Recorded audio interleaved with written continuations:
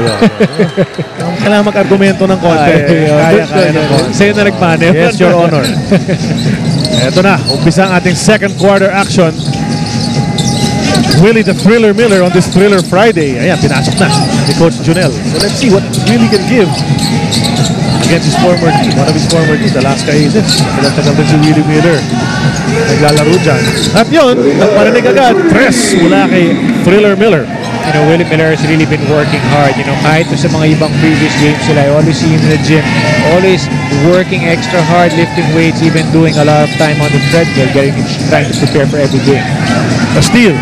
Aguilar, up ahead to Linganay. There are 3 red shirts. Challenge si Linganay. Mintis.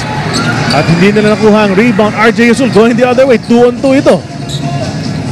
Bringing up the rear. Aldrich Ramos jumper swak yan from 18. You know, grabe yung kumpiyansa ni Aldrich Ramos off the transition. He actually took it from 15-foot line. Alam naman niya kasi nandun yung depensa sa shaded area. So, libre naman siya from 15 feet away. Nag-bubble pa nga ng konti. Pero alam naman natin, ever since his FPU days, he has that outside shot. In fact, he's one of the sweetest shooting guys of that height in recent years. Ang malaking bagay kasi Charlie talaga for all the big men with the loss. Tapos you don't like to develop bad habits in a game like this. So, ako, sama yaman, partner. Ito si Calvin Abueva going strong all the way to the basket. Alam mo maganda ron, yung tumatakbo para sa Alaska Aces, Ramos, Abueva, at saka Eman, yung big front line nila, sila pa yung nag-pass break eh. Di ba? Walang guardia na nagdala doon. Tapos may pang-inis pa si The Beast dito kay Marquis. Kanina pa nag-iinisan yung dalawa. Pinanonood ko kanina pa. Miller on the great spin, bitin ang kanyang tira. Abueva missed time to jump pero nakuha pa rin niya ang rebound. Lamang ng 5 ang Alaska, 10 minutes and 12 seconds remaining. Tumama sa paa ni RJ Yusul ang bola. That's gonna be a third. Ito si John Dan Salvador. John Dan Salvador, isa pa yan. Ang ganda na pinakita niya, especially on the boards. In this conference, sabi niya, Sam Eman.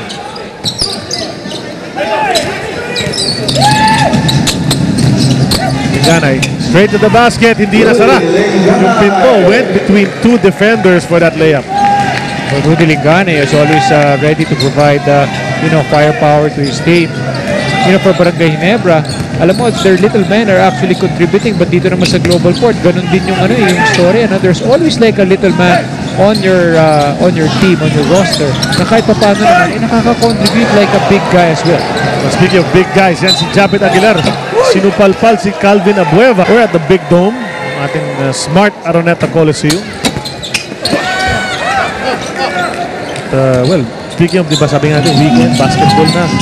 May mga games pa tayo this weekend. Dalawang playday, Saturday at Sunday. Pero yun sa Colocation naman gagawin yung mga laro natin. Talk about that later. I will flash the schedule para sa inyong lahat. Thriller Miller going to John. That's 6 seconds na lang sa shot clock. Tumira ng 3 si Willie. In and out.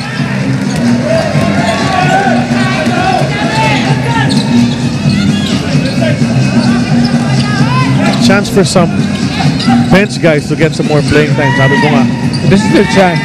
Kahit pa paano they should be ready.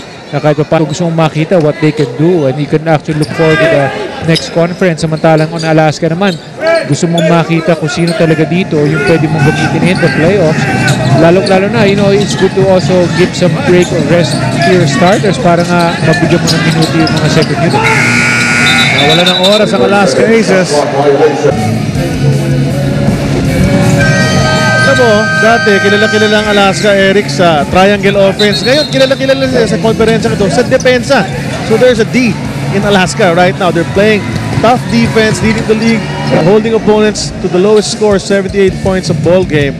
And, well, that's translating into victories. Well, nga, Charlie, we're actually looking at the stats kanina. Itong Alaska Aces, field goal story pa lang, Global Court, right there. Alaska actually, kung titignan na yung sa stats kanina, hindi naman talaga sila like number 1 in different categories. Of course, yung points against, they're actually preventing. They're actually number 1 in defense in the league.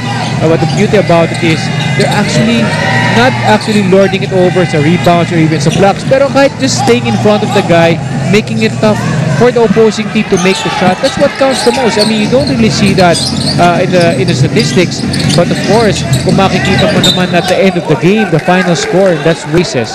pag-aaralan mo, Eric, yung laro nila, diba? They're hustling on defense. Ibig sabihin, they run to the man. They challenge outside shots. Tapos yung bakbakan sa rebound, lagi sila na. Bakbakan sila. Especially this guy, Calvin Abueva. Ngayon, nakakuha naman ng easy 2 inside. Alam mo, pag pag-uusapan mga depensa, sasabihin mo kagad defensive rebounds, hindi sila number 1 sa defensive rebounds, hindi rin naman sila number 1 sa blocks or sa steals. Pero yun nga the total output of the team. But yun ang titingnan ng the viewers would pay attention. What is the result? In fact, yung sa tatlong talo nga nila, baba pa rin ang score ng kalaban nila. Nagkataon lang, sa offense sila nahirapan, kaya natalo sila. So they didn't let another team go crazy on offense against them. So consistent ang kanilang depensa. They're able to prevent Global Port from scoring once again. Ito si RJ Hazul. Umaatake na naman ng Red Shirts ng Alaska. Tony De La Cruz handing it over to Abueva. The hook doesn't go. AJ Mandani. Isa pang backup point guard na nagpapakitang gilas rin dito sa konferensyang ito. As we see Willie Miller. Great Willie Miller. Fan. Deceptively quick. Despite yung medyo malaking build niya. Yan ang sinasabi ng lahat ever since. Bakit yan ang kabilis kumilos itong mamang to? Well, he's been doing it for years. He's a 2-time MVP sa ating liga. And multi-awarded dito sa PBA. Azul open from 3, top of the key. Wala yan, rebound play. Espinas keeps it alive. If Abueva finishes the job. That's a specialty of Calvin Abueva. He gets a lot of offensive rebounds and putbacks. Gary David, leading local scorer para sa Global Port. Ito si Gary David with over 21 points per game. Bumaba kay Japet Aguilar bago umangat. Si Sol Mercado, nabanggit natin, hindi makakalaro ngayon. Alamin natin kung bakit mula kay Erica. Third game pa lang pala ng eliminations when Sol's shoulder started hurting and inilaban na lang niya ang sakit when he continued playing. But he was advised by Dr. Canlas not to play anymore and he's just spending time doing rehab and might not attend the All-Stars. In that collision, maganda na nga yung mga trainers ng Alaska Aces attending. Si Gus and si Mike, they're actually attending to him, making sure that the base is actually ready to go back to action. Kaya pinasok naman ng veteranong si Eddie Laure na tumira mula sa labas, almost goes in sa pagkaliwete na nasa lineup ng Alaska Aces aside from Gabby Espinas. Itong si Eddie Laure, the veteran, former MVP sa Metropolitan Basketball. John Dan Salvador hits it from the side to cut the lead down to just 4.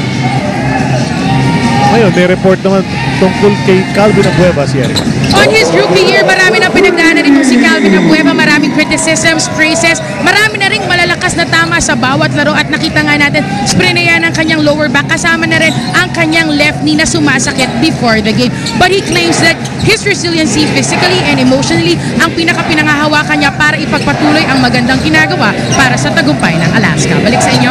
Ano ba yung playing style ni Calvin Abueva, Eric? I'm sure you know this. He's all out all the time. For the Aces, syempre kahit paano mabubugbog ka talaga sa dinami-dami ng malalaki na talagang sinasagupa ni The Beast. Gano'n naman ang laro niya kahit kung nasa baste pa siya So, kumbaga matagal-tagal na niyang ginagawa yung kanyang klaseng style. Of course, the opponents were smaller. But the impact every time you hit the floor, diba? Masakit. So, kahit rookie sa dito, matagal na niyang ginagawa yung ganyang style ng laro. But we're hoping it's nothing serious that he might get back into the ball game or at least be well enough to play in the playoffs. Especially sa lower back, Charlie. Siyempre, hindi naman gusto rin ni Coach Luigi Trillo na mahirapan siyang gamitin si The Beast in the quarterfinal round. Good matchup in the post. Aguilar contra Espinas and Aguilar wins that battle. Bihira ko makita si Japet Aguilar going to the post. Normally, he's a great perimeter player hitting those jumpers.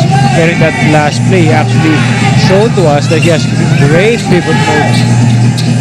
Eddie Laure, attempt from the right side, wala yan. Trying to keep the ball alive, the Aces, and they do. Ito si Espinas. 2 fakes and a basket. Even if you're gifted with athletic ability, if you don't box out, the basic thing in basketball, especially if you're in the defensive end, you really have to box out and get good position. Because if not, guys like Gabby Espinas and even Eddie Laure can really out-rebound you. Ito si Belencion, another rookie. Came over from the Meralco Bolts in the Sol Mercado trade. Mandani. Nothing but air dun sa 3-point attempt na yun.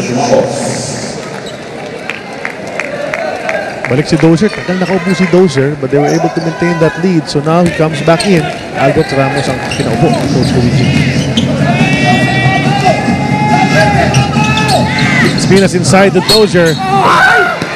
Tik na. That's always a consideration, especially nowadays, di ba? Sa mga imports, you know.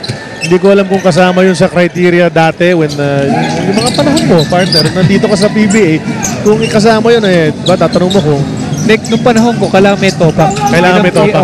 Basta magaling. Yun ang importante. Di bali yung topak. Wala lang sa kalan, partner. Wala lang sa kalan. Ito, drive. Gary D. You have to throw it out to Belencion. 3 seconds to go. Mandani. Wide left on tira. Morgan with the putback. It's a great ball movement there by Global Port. Although hindi nakuha yung shot ng Mandani, nandun naman si Sly Morgan to finish that basket. Don tsaka Gary D. Good na matchup niya. Those are going up, losing it. No call. Ito tumatakbo White Shirts. Gary D. Stop and pop 3. Swak yan. Gary D. Mid-3 no? Nasa kanan. And they're bringing you the game on the airwaves. So if you gotta leave your TV right now, tayo na yung pakinggan kami ni Eric. Pwede kayo makinig muna. 918, tutuloy ang ligaya sa radyo, lalo na pag traffic ng mga Of course, TCSR 918 with yung radio coverage ng PBA. Malapit na malapit sa mga puso natin, Eric. Of course. Tayo nag-umpisa. Siyempre naman. Diba? At nandiyan ka pa rin. We're actually having so much fun doing your radio coverage as well. Ito si John Dan, the lefty. Hook shot. A bunch of lefties in this ball game. Napapansin ko lang yan. Ano? In fact, there was a time when itong Alaska Aces would actually put 5 players on the floor ng Aluete a few years ago. You know, it's actually very hard to defend against a left-handed shooter. Ito si Eddie Laure, missing that shot. But off goal, ganda naman ng pagkakasupal pa lang. Another lefty actually blocked the shot, Sly Morgan. And he's able to get schools in Atlanta. Southwest DeKalb si Sly at sa Laytonia naman si Robert. Although hindi sila nag-abot dahil Robert was a couple of batches lower, it's exciting to know at least halfway around the world, nagtagpo sila professionally and have the chance to play against each other here in the Philippines. Balik sa inyo. mga Georgia boys yung dalawang yan Si Morgan at si Rob Dozier. But of course, si Rob Dozier, Eric, naglaro yan sa Memphis University. Derek Rose lang naman naging teammate niya. Diba? Yun lang naman. Taka si Chris Douglas Roberts. Pero nakakatuwa pa rin yun because, you know, from all the way out there, rival schools pala.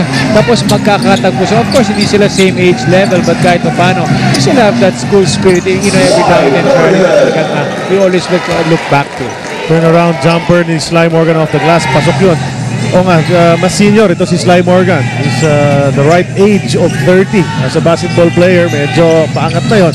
Si Rob Dozier's at his prime, 27 years old yan. So, kalakasan pa talaga ng katawan tsaka yung flexion niya. Gets it inside. At yun naman, mintis ang tira. He cuts behind the guy.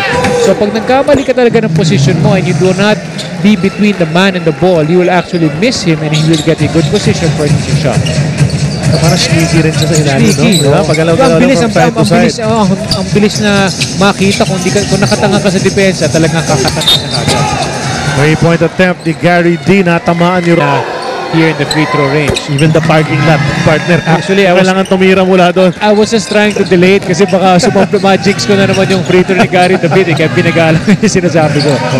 Madalas mangyari sa atin yung mga ganyan. Pag tinuri mo yung free throw shooting. Turn you from 3-point range. Hindi mo talaga pwedeng basta bibigyan mo siya ng that much space. So the thin line between playing good defense and going over that line is ang hirap nun . That's why tendency is pag magaling talaga yung player shooting that shot, manggigil ka ng konting-konti lang, you will commit a silly foul. Pwede ka madisgrasya.